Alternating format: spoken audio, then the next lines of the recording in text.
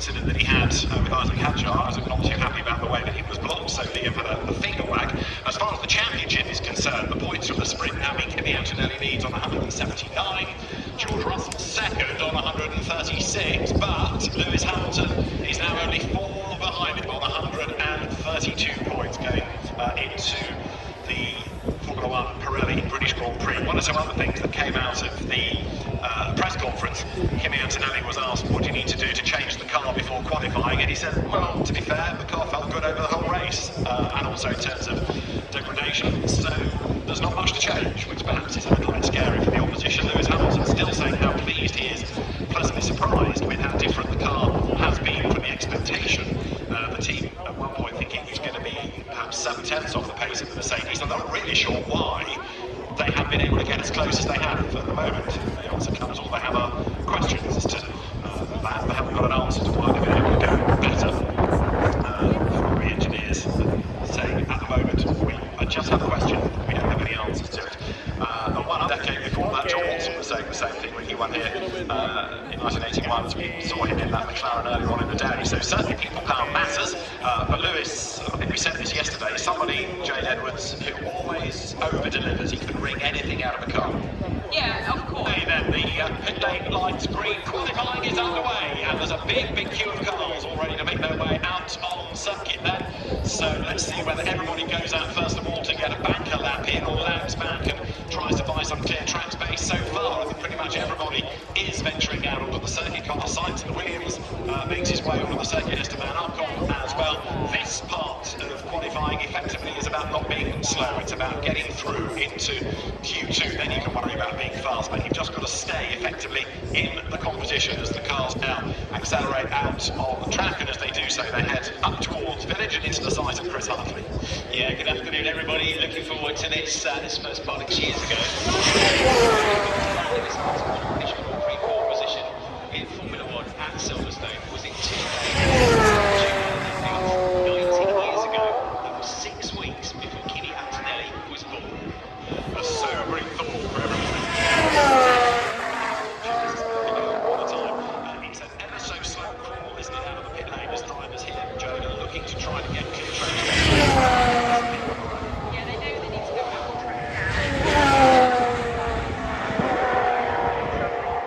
Together in mainstream motorsports, literally this is the amazing thing that the pit lane is key, that they gain space. But as we saw with yesterday, the FIA don't take kindly to moving too slowly on the circuit, so they're having to manage.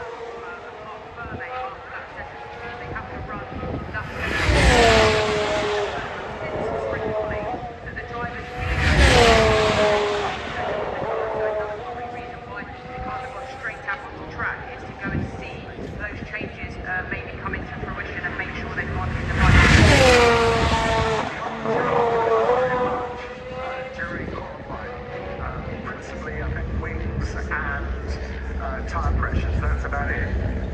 Yeah, indeed. So, limited amount of work that can be done, and that's why effectively that one practice session yesterday was so important to get the car safe. You'll see a white flag on occasions for marshals, that will quick drivers that there is a slow car ahead, not the car with the problem. Right, Lewis Hamilton we're on board with, and very shortly we can start looking at time because he's about to come through. Goes the Ferrari, so having come close to success earlier on in the day, second now in qualifying as the car dives into Cox Corner. Yeah, so Lewis has done so many laps around here throughout his career. Absolutely. If anyone is going to be fast, it will be Lewis. He's had amazing one-lap pace over the entire weekend, and I don't see why this qualifying session is not going to be any different. So it'll be interesting to see whether he carries that momentum of qualifying into the One of the other things that Lewis was saying in the earlier press conference after the sprint was how coming through Beckett's onto Angus Strait, he used the phrase the engine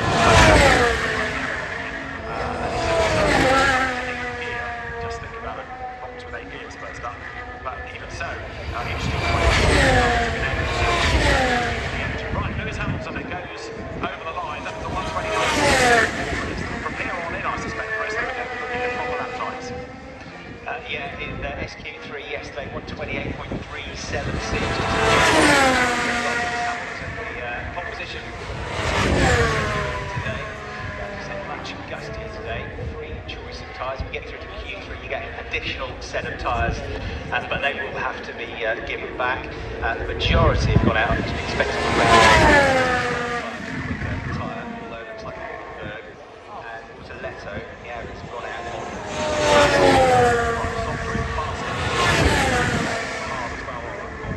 this weekend, so they'll be using the tyres across the different sessions, as we know. Right, Lando Norris pushing back.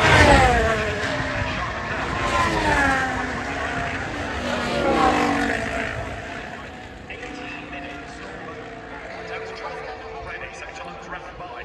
Yeah, time flies when you're having fun, and it really does.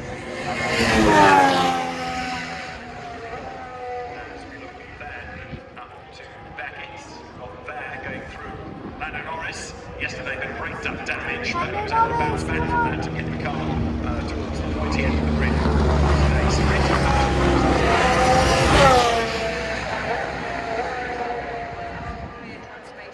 Oh my God. To get out of the way. We did see some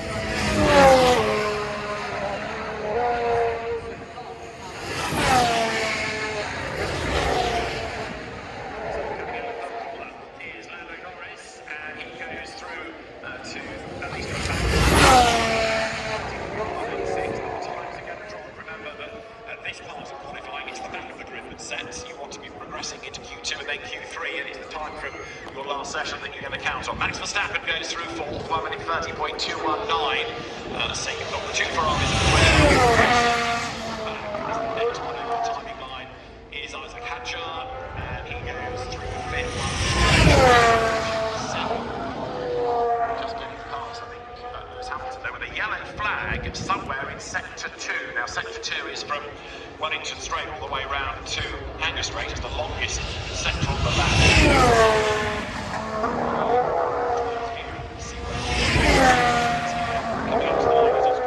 He breaks the beam to be 6th fastest.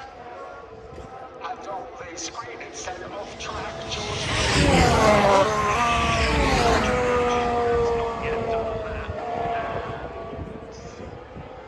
The yellow flag remains, so this is good news. We haven't seen any vision of it yet, but on the right screen I can see he's got back on circuit again. right, okay, yeah, you're in track sector 8, so.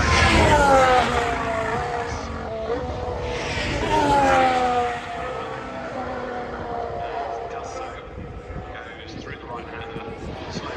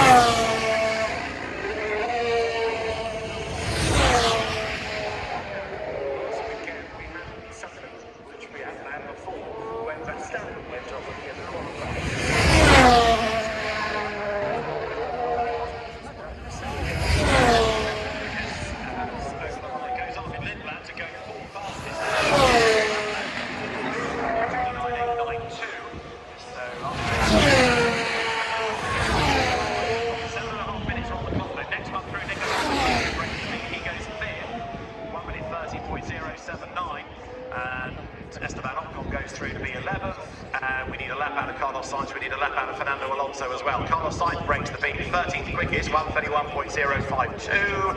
Fernando Alonso 19th, and Lewis Hamilton into the pit lane. So the Ferrari down the pit roads, maybe for a different set of tyres, maybe for an adjustment. So Ferrari down the pit lane, George Russell without a lap, and Gabriel Bortoleto yet to do a lap time as well, Bob. Yes, exactly. Rather strange that, because we saw it now fairly early, didn't we? He's done one lap. I suspect some sort of a problem there. Back of the field at the moment, the two Aston Martins, 19 and 20. Straight in 18th place. So,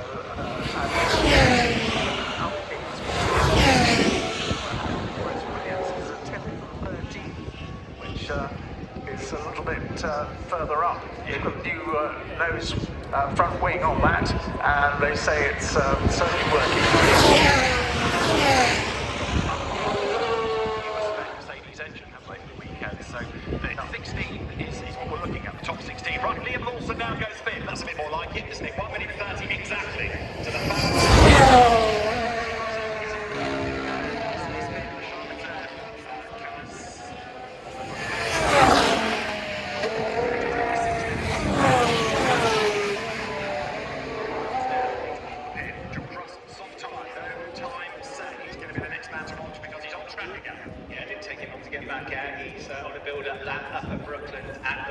yesterday. Alex Albon was the last one to make it through the SQ2 with a time of 1:30.779. To get a replay. Just kissed the barrier with the front left as well. Didn't he? It was very gentle, so it was just very well. Never locked up there in my whole career, he says to the team. I'm impressed with this four-wheel drive gravel mode it's got to drive out of the soundtrack. That gravel's well packed, isn't it, to drive? But like I said, that's not a sort of a corner where you go off all the way out to the barrier as such. Normally you get a little bit of a tussle between two cars and one might pop into the gravel, but never really that far out. So yeah, I mean George, no one will be more pleased about that gravel than George.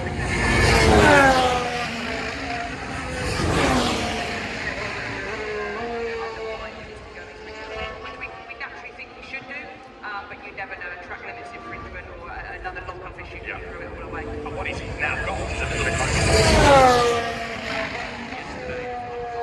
Sprint qualifying in SQ3 is really one run because he doesn't really have time, I don't think, to make a pit stop and go again. So George Russell now onto a flying lap, so let's see where this one's going to put him. It's his first proper lap of the session. He's up at Village.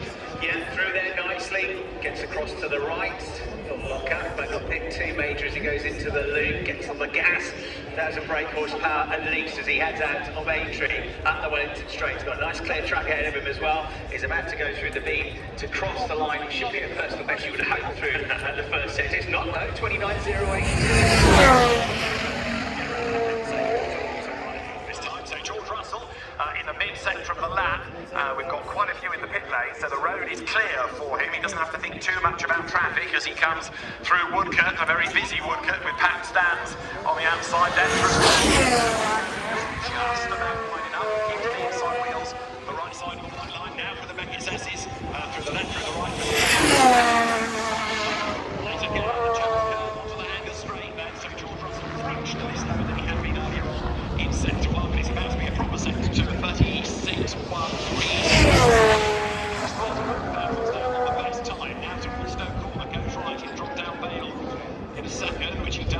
Heavy braking zone at the end of it. You've got the left-hander at the end of Vale before the long right of Club, and this is going to put George Russell into the lead. As a prediction, George Russell breaks the beam, goes mid-fastest. Yeah, George at 1:29.985. Yeah, and that's exactly where we sort of expect him to be with his teammate up in P3. So the names now in the danger zone are the sort of names that we sort of expect to be there, especially after the sprint qualifying yesterday. So obviously the Cadillacs and the Aston Martins tend to always be, Q3 or Q1, sorry, heading out. So it's just those final. So George Russell's weekend isn't going to be quite as bad as first feared. Situation with Casper back out on track. Kimi Antonelli Charles Leclerc still has the benchmark time of 1:29.534, but Kimi Antonelli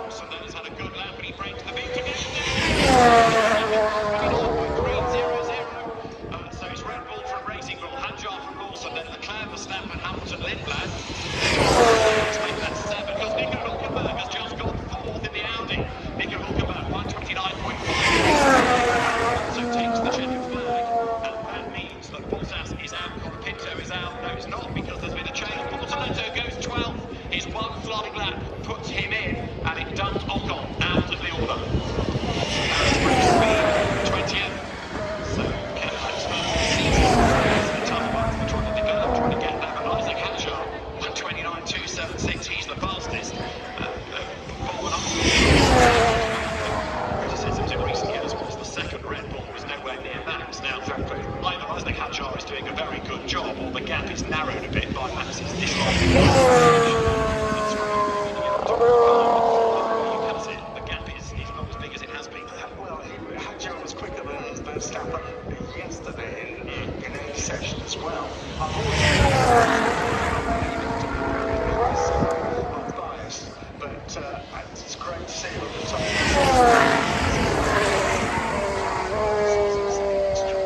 Just getting a replay of this big news that Franco Colapinto had coming through Beckett's. That was a white flag, and that was quite a while.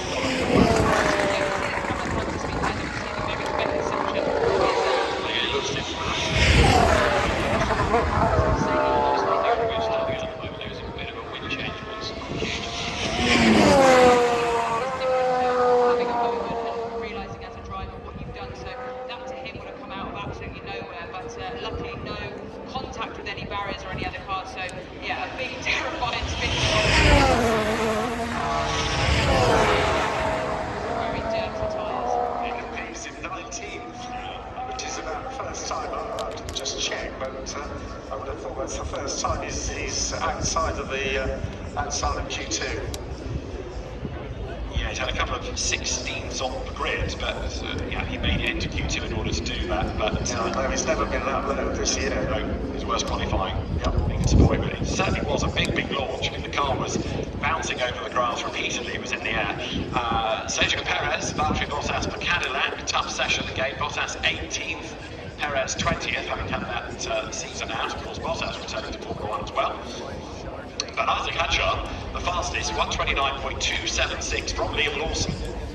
And then Charles Leclerc third, fourth, Nico Hülkenberg, Max Verstappen fifth, Lewis Hamilton sixth, David Lindblad seventh, Kimi Antonelli eighth, Oscar Piastri ninth, George Russell second of the session to be 10th, ahead of Lando Norris, Gabriel Bortoleto, Pierre Gasly, Carlos Sainz, Ollie Behrman, and Alex Albon, the last one in. We lose Esteban Ocon, Valtteri Bottas, Franco Colapinto, Sergio Perez, Lance Stroll, and Fernando Alonso. Those are the ones that are going to be out, and a bit of attention down for Kimi Antonelli's car. Just to get back to Isaac Hadjar, I did say yesterday that he felt that with a bit more care, with a bit more getting every sector right, he would be quite a lot quicker. He didn't predict he would be fastest in Q1. Well, the good lap that, the 129.276. Q2 is going to be delayed, which is presumably because they're tidying up the circuit. Yes, yeah.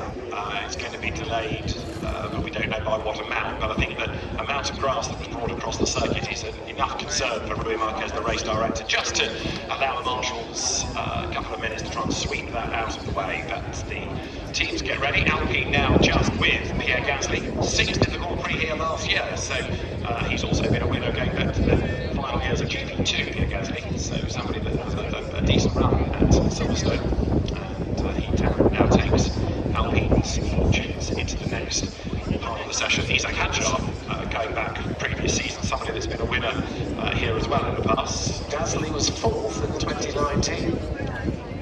As well, yes, indeed. So further evidence of the fact that he goes well at Silverstone. Isaac Hadjar, winner in F3 in 22 and in F2 in 2024. The other winner that year was one Kimi Antonelli. So that we have, as Bob has been saying, this slight delay to Q2. But as soon as we have a start time, the teams will notify us well on the timing screen and we'll be ready to go. But good first part of the session for Isaac Hadjar, and George Russell probably still getting his heart rate back to normal, because that could have gone horribly wrong for him that session. Yeah, the moment at which he's going across the gravel, he'll be thinking to himself, firstly, don't put this in the wall, hopefully it stops beforehand, but secondly, he'll have his whole session flashing before his eyes, because he knows it's Q1, he's made an error, he doesn't know where it's come from. He says on the radio, I've never had a lock-up like that in that corner in my entire career, so it would have caught him off guard, but that could have been his qualifying session going horribly